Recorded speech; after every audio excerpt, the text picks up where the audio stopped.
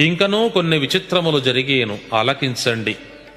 కలియుగం 5097 ధాత సంవత్సరం మార్గశిరం నుండి ఈశ్వరనామ సంవత్సర మాఘమాసం వరకు, అనగా 1996 డిసెంబరు నుండి 1998 ఫిబ్రవరి మధ్యకాలములో గోలుకొండ, కొండవీడు, వినుకొండ, తాడిపర్తి, గుత్తి, బళ్ళారి, నెల్లూరు, మంగళగిరి, మునిమడుగు, ఈతముక్కల, గుంటూరు, బెజవాడ, కంభం, కర్నూలు, మార్కాపురం, తంజావూరు, పుష్పగిరి, మైసూరు, చెన్నపట్టణం ఈ తావులలో రూకకు చిట్టెడు బియ్యం అమ్మేను.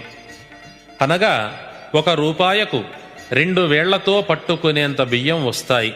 బియ్యం ధర విపరీతంగా పెరుగుతుంది.